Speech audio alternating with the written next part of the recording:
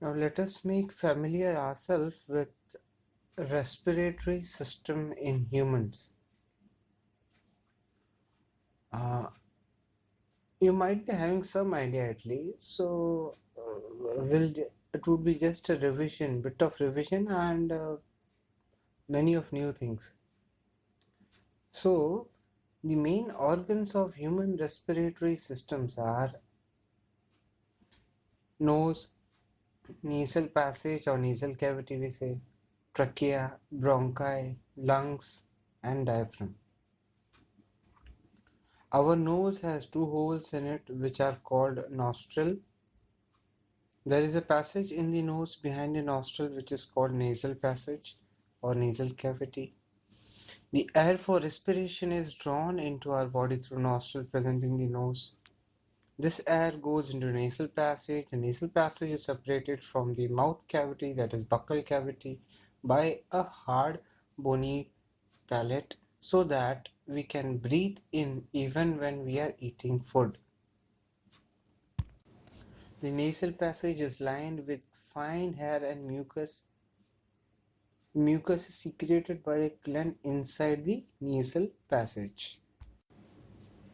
When air passes through the nasal passage, the dust particles and other impurities present in it are trapped by nasal hair and mucus so that clean air goes into the lungs.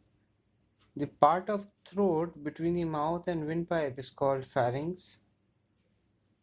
From the nasal passage, air enters into pharynx and then goes into the windpipe, that is trachea.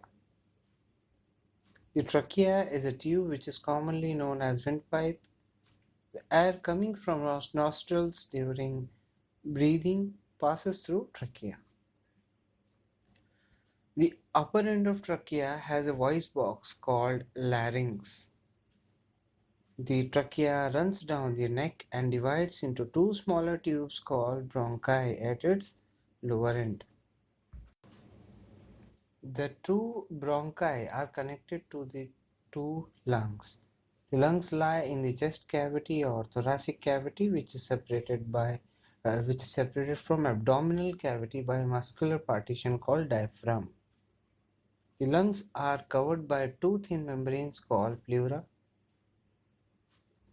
The lungs are enclosed in a rib cage made of bones called ribs. Each bronchus divides in the lungs to form a large number of still smaller tubes called bronchioles. The smallest bronchioles have tiny air sacs at their ends. The pouch-like air sacs at the ends of smallest bronchioles are called alveoli. The walls of alveoli are very thin and they are surrounded by very thin blood capillaries. It is in the alveoli that oxygen is taken into the body and carbon dioxide is eliminated. The diaphragm is a sheet of muscle below the lungs. It helps in breathing in and breathing out. The muscles of chest also help in breathing in and breathing out.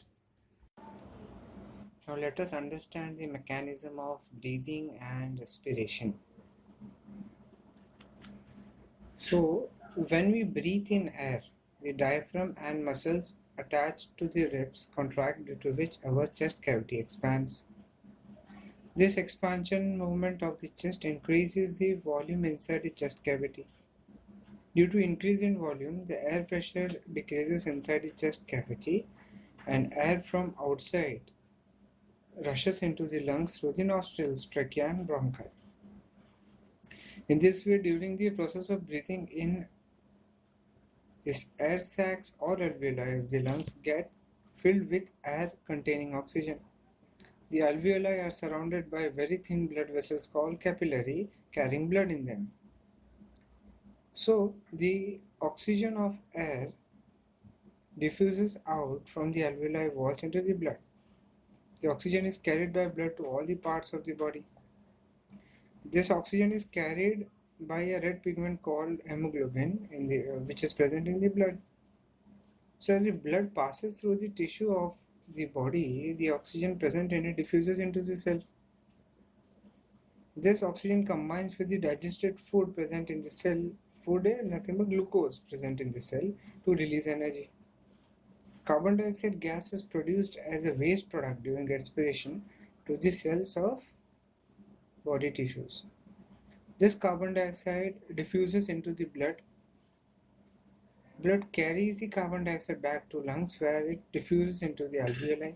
So when we breathe out air, the diaphragm and muscles attached to the ribs relax, due to which our chest cavity contracts and becomes smaller. So this contraction movement of chest pushes out carbon dioxide from alveoli of lungs into the trachea, nostrils, and then out of the body into air. In this way, the process of gaseous exchange is completed in the human respiratory system. Guys, let us see transport mechanism of transport of water and minerals in a plant. The plants take in water containing dissolved minerals from soil through their roots.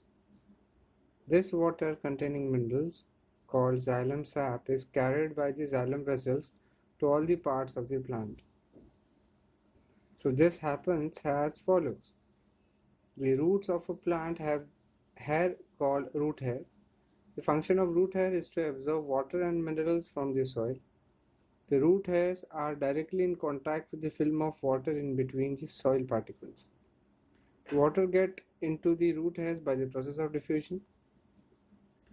The water and minerals absorbed by the root hairs from the soil pass from cell to cell by osmosis through the epidermis, root cortex, endodermis, and reach the root xylem. The xylem vessels of the root of the plant are connected to the xylem vessels of its stem. So the water containing dissolved minerals enter from root xylem vessels into stem xylem vessels. The xylem vessels of the stem branch into the leaves of the plants. So the water and minerals carried by the xylem vessels in the stem reach the leaves through the branched xylem vessels, which enter from the petiole. Petiole is stalk of the leaf. So from petiole into each and every part of the leaf. So in this way, water and minerals from the soil reach through the root and stem to the leaves of the plant. Now the transport of food is taken place. So leaves make food by the process of photosynthesis. So food made in the leaves of a plant has to be transported to all the parts of the plant like branches, stem, and roots. The food manufactured by leaves of a plant is transported to its all other parts through a kind of tube called phloem. This phloem is present in all the parts of the plant. So this transport of food from leaves to other parts of the plant is called translocation. Thus, phloem translocates the food made in the leaves. The movement of food materials through phloem depends on the action of living cells called sieve tubes. Like xylem vessels, phloem is made of many cells joined end to end to form long tubes. However, the end walls of the cells which form phloem are not completely broken down. The end walls of cells in the phloem form sieve plates which have small holes in them. These holes in the sieve plates allow the food to pass through the phloem tubes. The cells of phloem are called sieve tubes. Sieve tubes which form phloem are living cells which contain cytoplasm but no nucleus. The sieve tube cells do not have lignin in their walls. Each sieve tube cell has a companion cell next to it. The companion cell has a nucleus and many other organelles. Companion cells supply the sieve tubes with some of their requirements. The food is made in the mesophyll cells of a leaf. The food made by the mesophyll cells of a leaf enter into the sieve tubes of the phloem. Interconnected phloem tubes are present in all the parts of the plant. So, once the food enters the phloem tubes in the leaves, it is transported to all other parts of the plant by the network of phloem tubes present in all the parts of the plant like stem and root. The translocation is necessary because every part of the plant needs food for obtaining energy, for building its parts, and maintaining its life. We have already studied that the movement of water in xylem is always upward, that is from soil to leaves, and it is caused by the suction of water at the top because of low pressure created by transpiration from leaves. The movement of food in phloem can be, however, upward or downwards depending on the needs of the plant. We will now describe how food moves in the phloem tissue of a plant. The movement of food in phloem takes place by utilizing energy. This happens as follows. The sugar made in leaves, sugar or food we can say in general, made in leaves is loaded into the sieve tubes of phloem tissue by using energy from ATP. Water now enters into sieve tubes containing sugar by the process of osmosis, due to which the pressure in the phloem tissue rises. This high pressure produced in the phloem tissue moves the food to all the parts of the plant having less pressure in their tissues. This allows the phloem to transport food according to the needs of the plant. For example, in spring, even the sugar stored in the root or stem tissue of a plant would be transported through phloem to the buds which need energy to grow.